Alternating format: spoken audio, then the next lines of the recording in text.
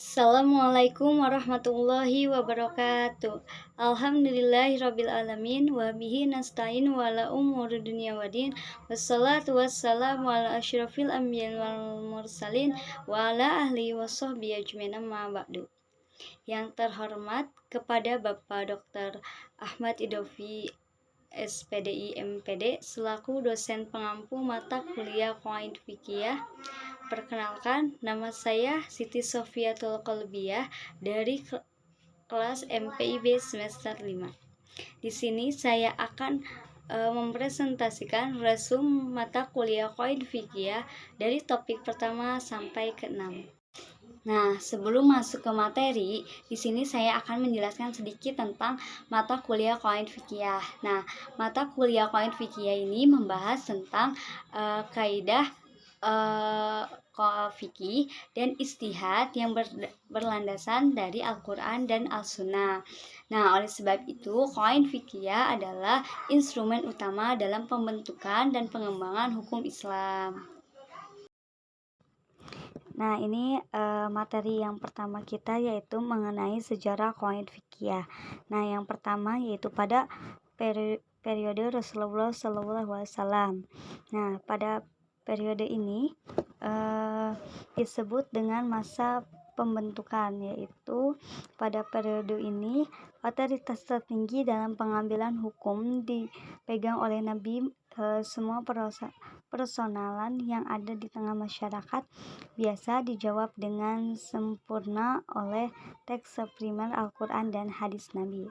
Nah, posisi fiqh lebih berada pada wilayah praktis dari pada teoritis, pada sahabat dan masyarakat personal baru kepada Nabi setelah personal itu terjadi.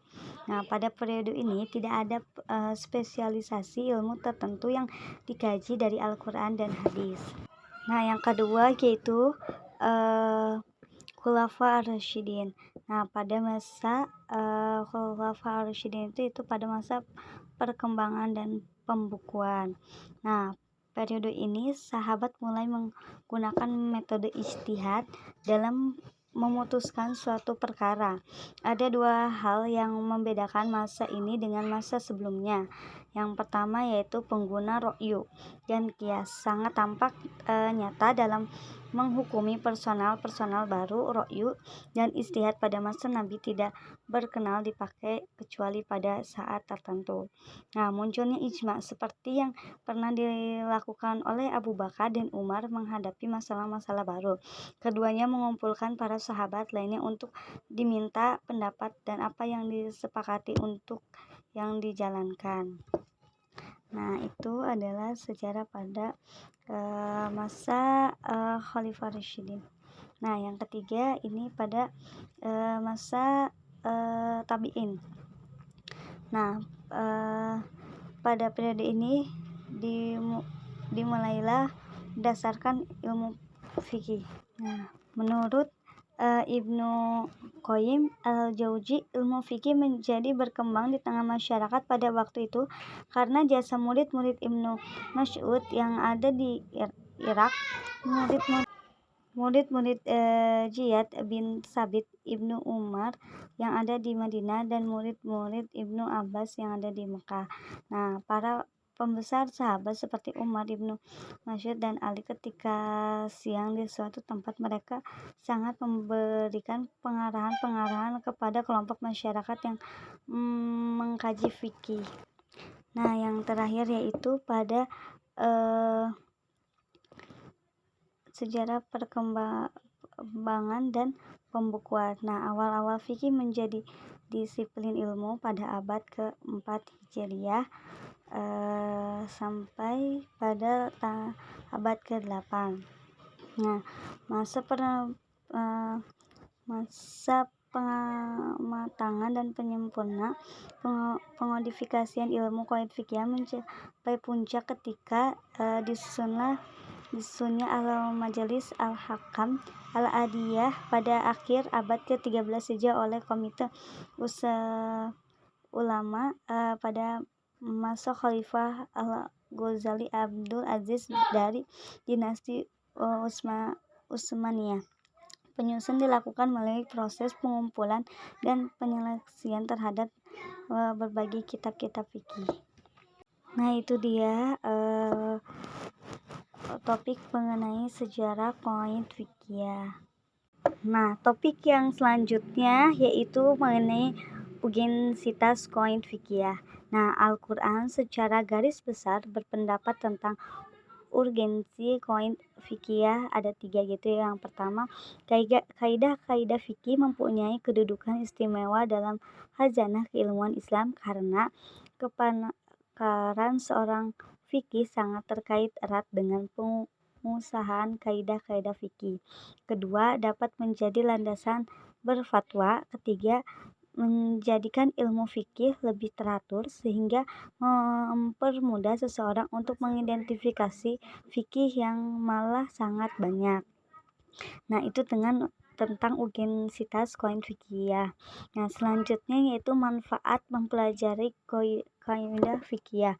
Nah, yang manfaatnya yaitu yang pertama, dengan mempelajari kaidah-kaidah fikih kita akan mengetahui prinsip-prinsip umum fikih, sebab kaidah fikih itu berkaitan dengan materi fikih yang banyak sekali jumlahnya.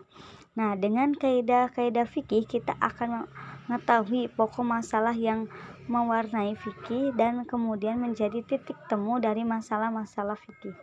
Nah, dengan memperhatikan kaidah-kaidah fikih akan lebih mudah menetapkan hukum bagi masalah-masalah yang dihadapi, yaitu dengan memasukkan atau menggolongkan semua masalah ke dalam salah satu kaidah fikih yang ada. Nah, itu salah satu manfaat dari mempelajari kaidah fikih. Nah, masih banyak lagi manfaat-manfaat yang bisa kita ambil dari mempelajari kaidah fikih.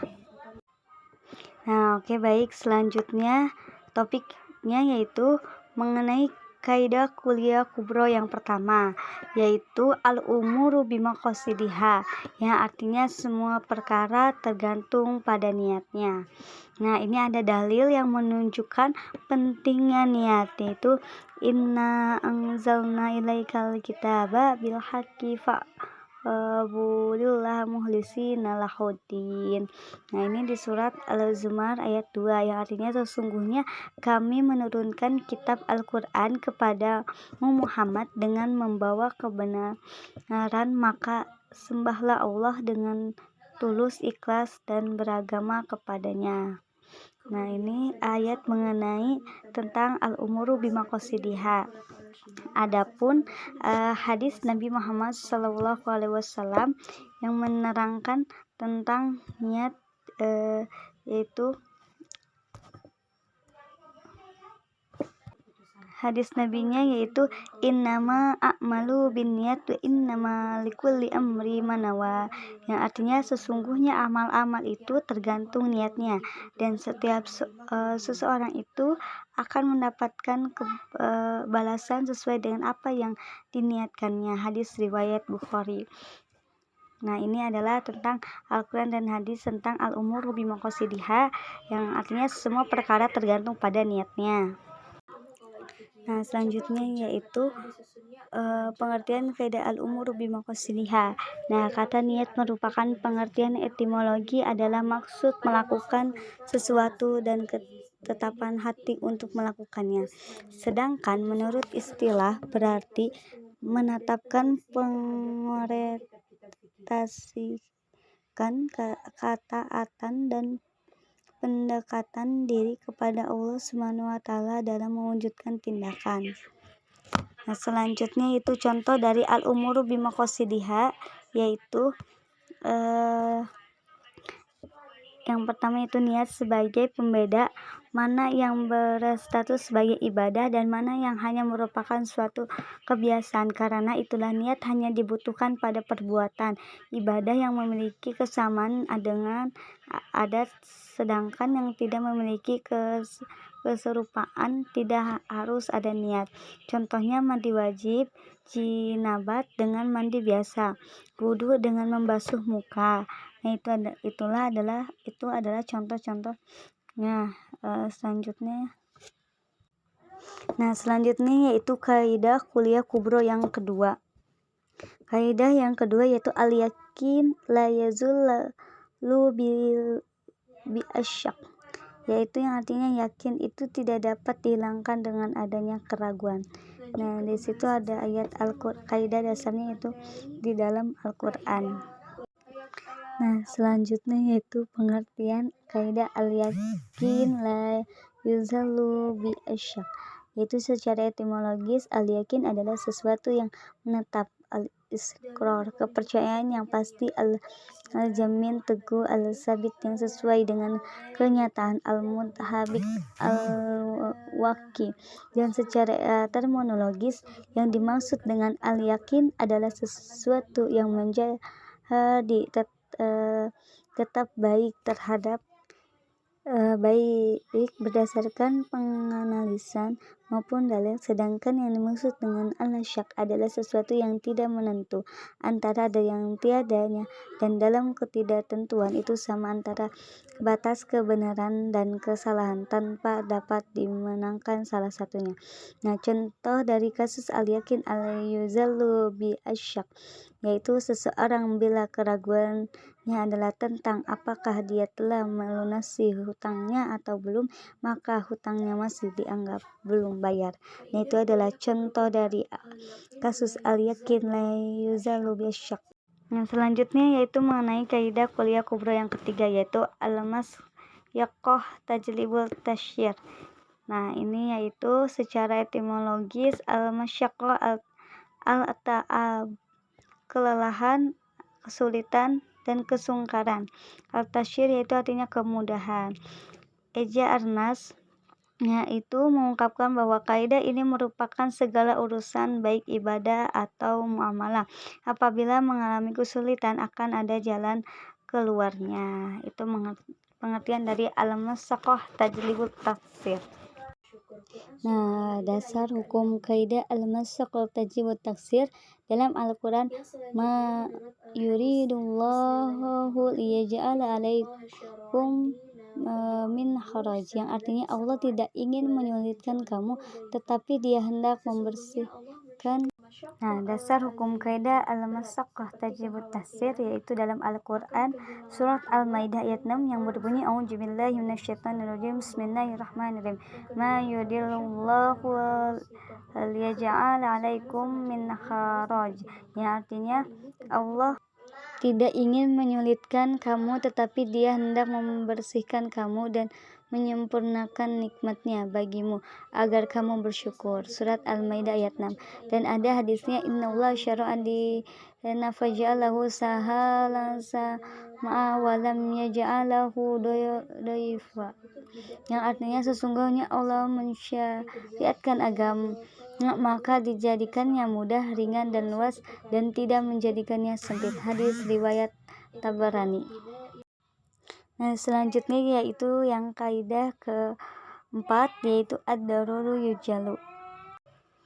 Nah, ada dasar hukum kaidah ad-daruru yuzalu dalam Al-Qur'an surat Al-A'raf ayat 56, yang artinya, dan janganlah kamu membuat kerusakan di muka bumi sesudah Allah memperbaikinya, dan berdoalah kepadanya dengan rasa takut tidak akan diterima dan harapan akan dikabulkan. Sesungguhnya rahmat Allah amat dekat kepada orang-orang yang berbuat baik.